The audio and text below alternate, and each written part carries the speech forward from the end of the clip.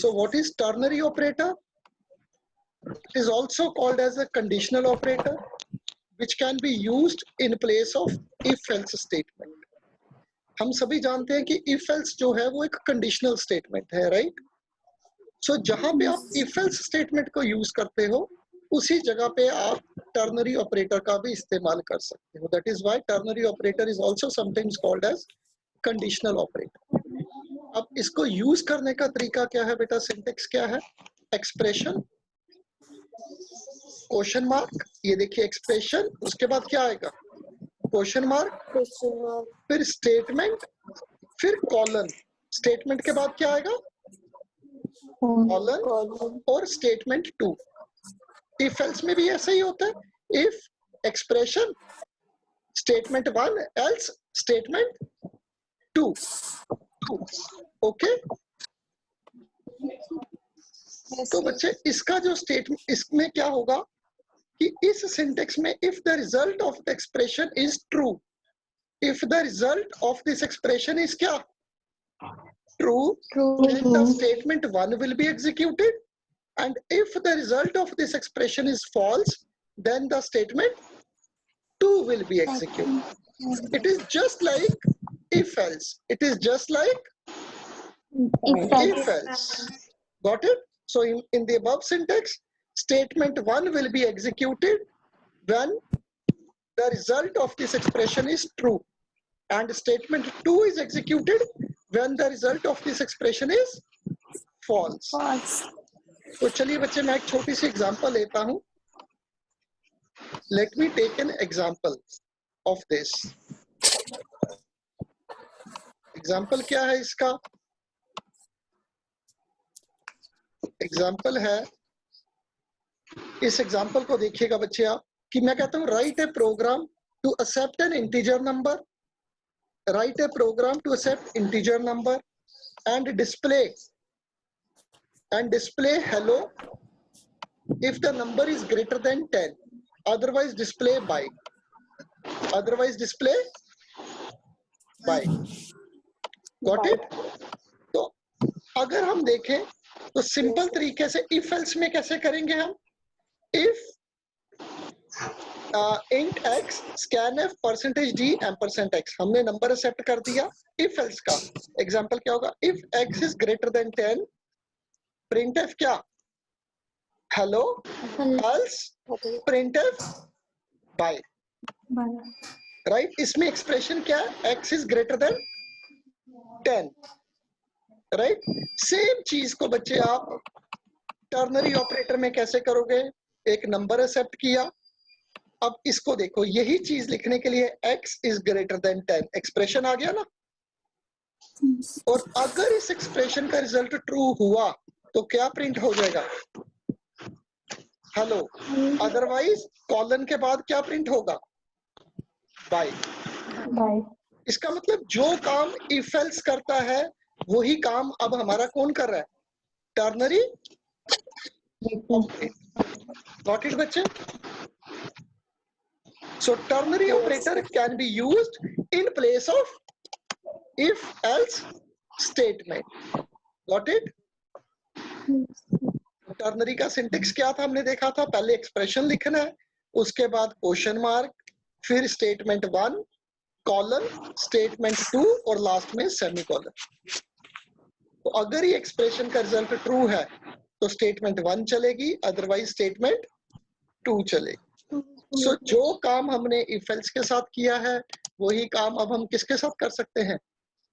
Ternary operator के साथ. Got it? Same बच्चे इसी तरह ही एक सी में और स्टेटमेंट है जिसको हम बोलते हैं स्विच स्टेटमेंट. कौन सी statement? Switch statement. So what is switch statement? जरा इसको समझ लीजिएगा. स्विच स्टेटमेंट है क्या बच्चे? Switch statement is also a conditional statement. It is also a क्या? Conditional statement, but it can be used in place of if else. If else किसके बदले में इसको यूज कर सकते हो? If else. इफ एल्स इसको आपको याद होगा, कई बार हम इसको बोलते थे लेडर इफ. क्या बुलाते थे? लैडर। लैडर। तो अब स्विच स्टेटमेंट का सिंटेक्स क्या है बच्चे? थोड़ा सा सिंटेक्स इंटरेस्टिंग सा है। पहले स्विच एक कीवर्ड है, स्विच ब्रैकेट के अंदर एक्सप्रेशन, ब्रैकेट के अंदर क्या? एक्सप्रेशन। ध्यान से सुन लीजिए बच्चे, और उसके बाद करली ब्रेसेस, राइट? ये केस एक कीवर्ड है। केस एक क्या है?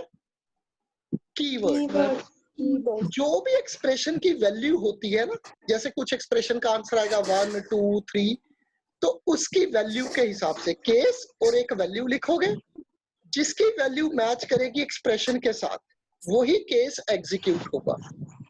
तो केस वैल्यू कॉलन, उसके बाद स्टेटमेंट जो एग्जीक्यूट होंगी, फिर ब्रेक।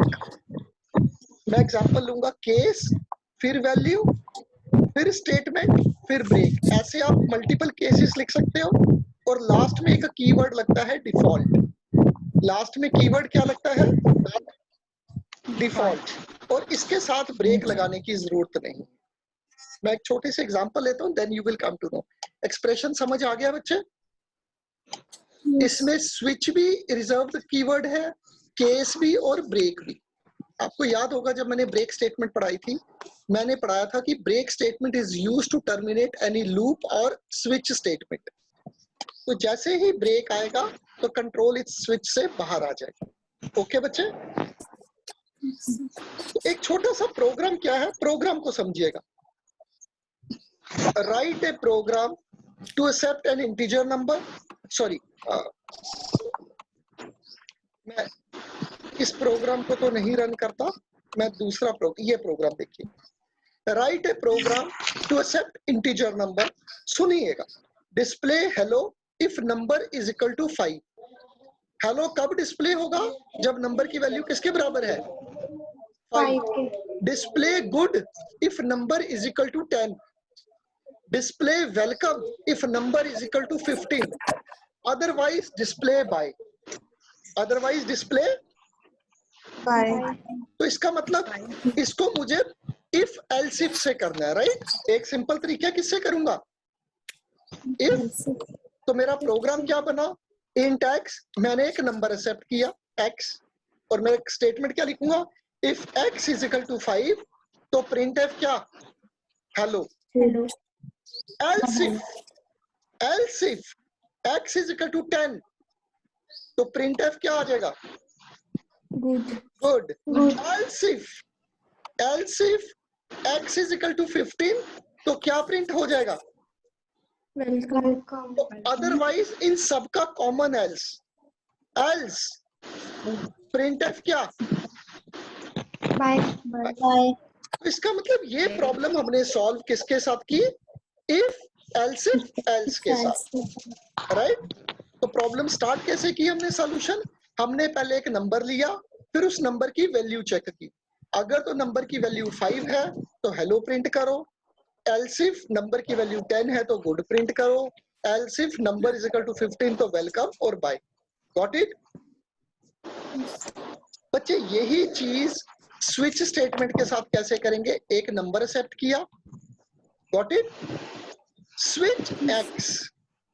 अब नंबर की वैल्यू 5 भी हो सकती है, 10 भी हो सकती है, और क्या भी हो सकती है?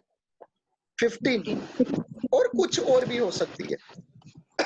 तो इसमें कैसे लिखना आपको? इसमें इफ एल्स नहीं, इसमें लिखोगे केस 5। जहां था ना if x is equal to 5, तो उसमें एक्स इज इक्वल टू 5 लिखने की जरूरत नहीं, आप सिर्फ क्या लिखोगे? केस 5 मींस अगर एक्स की वैल्यू क्या हुई? 5, तो ये वाला केस रन होगा। तो उस केस में क्या स्टेटमेंट रन होगी? हेलो, और उसके बाद इसको ब्रेक कर दो। Got it? सिमिलरली एक मेरा केस क्या बन जाएगा? 10। तो अगर x की वैल्यू 10 हुई तो अब पहले वाला केस नहीं चलेगा, अब कौन सा केस चलेगा? 10 वाला। तो गुड करने के बाद फिर क्या कर दो? ब्रेक। तीसरा केस क्या बना दिया? 15। प्रिंटफ क्या कर दिया? वेलकम और ब्रेक। और अगर कोई भी वैल्यू नहीं है, ना 5 है, ना 10 है, ना 15 है, तो उस केस में आप क्या लिखोगे? डिफॉल्ट। तो डिफॉल्ट तभी चलेगा जब x की वैल्यू ना तो 5 होगी, ना 10 होगी, ना क्या होगी? 50। तो डिफॉल्ट में मुझे क्या प्रिंट करना है? Bye bracket close.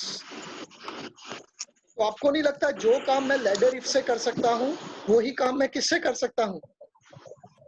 स्विच से कर सकता हूँ ना?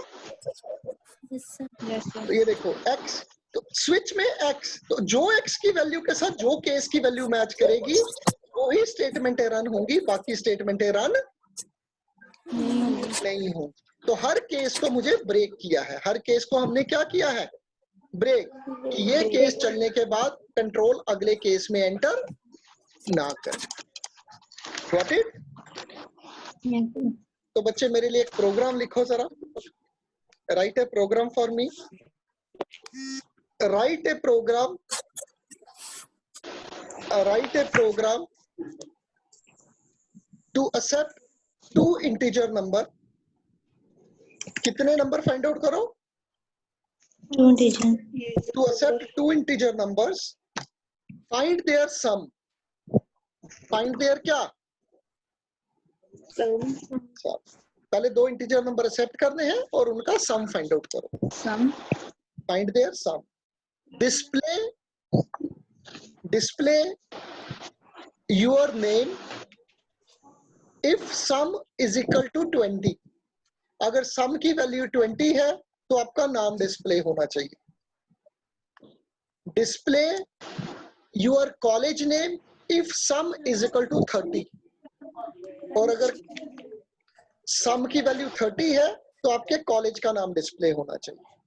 Display your district name if sum is equal to 40। अगर सम की वैल्यू 40 है तो आपके डिस्ट्रिक्ट का नाम आना चाहिए। अदरवाइज अगर सम की वैल्यू कुछ और आती है, ना 10 आती है, ना 20 आती है, ना 40 आती है, अगर कोई और वैल्यू आती है तो डिस्प्ले थैंक यू। तो डिफॉल्ट में क्या स्टेटमेंट लगेगी?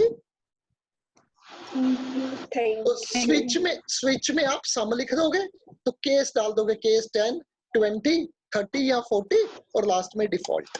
गॉट इट बच्चे?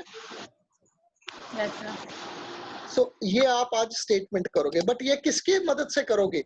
लैडर इफ से या स्विच स्टेटमेंट से? स्विच स्टेटमेंट कर पाओगे बच्चे? तो आज आपने 2 स्टेटमेंट सीखी। कौन कौन सी स्टेटमेंट सीखी है? टर्नरी ऑपरेटर और